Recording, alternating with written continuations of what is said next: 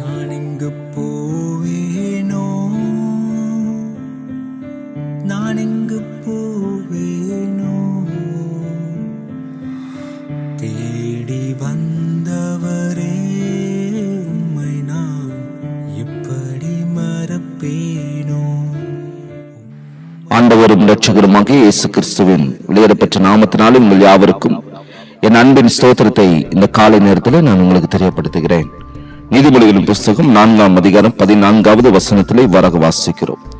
துன்மார்க்கருடைய பாதையில் பிரவேசியாதே, தீயருடைய வழியில் நடவாதே என்று சொல்லி நாம் பார்க்கிறோம்.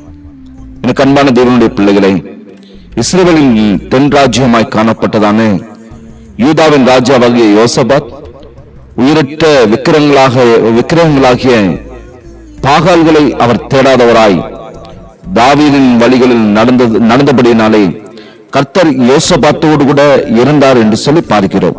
ஆனால் மிகுதியான இஸ்ரவேலர் ஆண்டு கொண்டிருந்ததான வட தேசமாகிய அந்த தேசத்தினுடைய ராஜாவாய் காணப்பட்டதான ஆகாப் கர்த்தரை மறந்தவராய் நரகலான உயிரற்ற விக்கிரங்களுக்கு அவன் பலி செலுத்தி கடந்து வந்தான் என்று சொல்லி நாம் பார்க்கிறோம். கர்த்தருக்கு கோபம் உண்டாக்கும்படிக்கு தனக்கு முன்னிருந்த இஸ்ரவேலின் ராஜாக்களை எல்லாம் அவர்கள் செய்ததான ஒரு பொல்லாத கிரியைகளை பார்க்கிறோம்.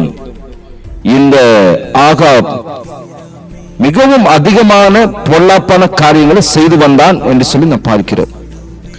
ஆகாப் யூதாவின் ராஜாவாகிய யோசபாத்தை நோக்கி, நான் யுத்தத்திற்கு போகிறேன், என்னோடு வருகிறோ என்று சொல்லி அவர் கேட்டார். யோசபாத், நான் தான் நீர், என்னுடைய ஜனங்கள் உம்முடைய ஜனங்கள், உம்மோடு கூட யுத்தத்திற்கு வருகிறேன் என்று அவனோடு கூட அவர் கடந்து சென்றார்.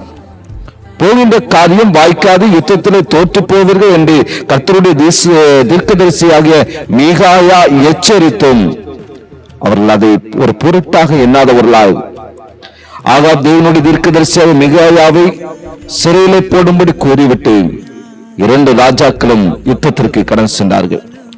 கர்த்தர் கூறியபடி ஆகாப் மரணம் அடைந்தான். யோசபாத்தை கர்த்தர் காப்பாற்றி அவர் திரும்ப கொண்டு வருகிறது நாம் பார்க்க முடிகிறது. அப்பொழுதுதான் அனனியாவின் குமாரன் யெகூ என்னும் ஞான திருஷ்டிக்காரன் புறப்பட்டு வந்து அவனை சந்தித்து ராஜாவாகிய யோசபாத்தை நோக்கி, துன்மார்க்கனுக்கு துணை நின்று கர்த்தரை பயக்கிறவர்களை நீர் சிநேகிக்கலாமா?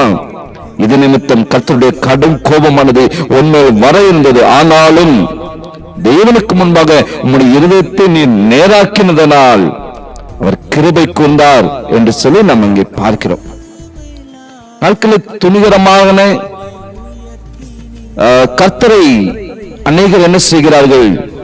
பகைத்து ஜனங்களை கர்த்தரை விட்டு தூரப்படுத்துகிறவர்களோடு கூட இந்நாட்களில் அநேகர் சிநேகிதர்களாக இருக்க பிரயாசப்படுகிறார்கள். ஆனால் அப்படி இருக்கக்கூடாது என்று சொல்லி பரிசுத்த வேதாகமம் திருவுளம் பற்றுகிறது.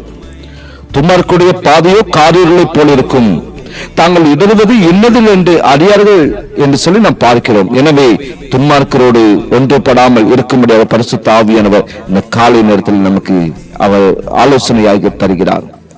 நாம் ஒரு நாளும் தீவினையான காரியங்களுக்கு நாம் கை கொடுக்க கூடாது. எப்பொழுதும் பரிசுத்தமுள்ள தேவனுக்கு பரிசுத்தமுள்ள ஆராதனை செய்து தேவனுக்கு பிரியமாக காணப்பட்டு அவருடைய சித்தம் செய்யும்படியாக நம்மை அர்ப்பணிக்க வேண்டும். கர்த்தர் நமக்கு ஆலோசனை தருகிறார் என்றால் அந்த ஆலோசனையின்படி நாம் நடக்குகிறதான பொழுது நாம் நிச்சயமாய் நாம் வேண்டிக் கொள்வதற்கும் நாம் நினைப்பதற்கும் மேலாக கர்த்தர் நம்முடைய வாழ்க்கையை செய்ய ஒரு வல்லமையுள்ள தேவனாக காணப்படுகிறார். துன்மார்க்கருடைய பாதையில் பிரவேசியாதே, தீயருடைய வழியில் நடவாதே என்று சொல்லி கர்த்தர் தம்முடைய வார்த்தையின் மூலமாய் இந்த காலை நேரத்தில் நமக்கு ஆலோசனை தருகிறார். ஆகையினாலே நல்ல ஆலோசனைகளை கை கொண்டு நல் பாதைகளை அவர் நமக்கு காட்டின பாதையில கடந்து சென்று தேவ சித்தம் செய்யும்படியாக நம்ம அர்ப்பணிக்கலாமா? ஜெபிப்போம். பரிசுத்தமுள்ள எங்கள் அன்பின் நல்ல தகப்பனே, இந்த காலை வேலைக்காக நாங்கள் உமக்கு நன்றி செலுத்துகிறோம். ராஜா, நீர் பரிசுத்தம் உள்ளவர், என் மகிமையின் தேவன், நீ ராஜாதி ராஜா ஆண்டவரே, இதற்காக உமக்கு நன்றி செலுத்துகிறோம். தகப்பனே ஸ்தோத்திரம். பொல்லாதோடைய வழி இல்லை, பொல்லாப்புக்கள் காத்திருக்கும் என்று சொல்லி நாங்கள் பார்க்கிறோம். அந்த வழிகளுக்கு நாங்கள் உடன்படாதபடிக்கு எங்கள் வாழ்வை நாங்கள் காத்துக்கொள்ள எங்களை வழிநடத்துவீராக. அனுதினமும் ஆண்டவரே, உங்கள் வாழ்க்கை பரிசுத்தமும் நீதியும் உண்மையும் உமக்கு பிரியமாய் காணப்பட்டு உம்முடைய பாதையில் நாங்கள் கடந்து வருவதற்கு கர்த்தர் கிருபை செய்யும். இயேசுவின் நாமத்தில் ஜெபிக்கிற நல்ல பிதாவே, ஆமென், ஆமென்.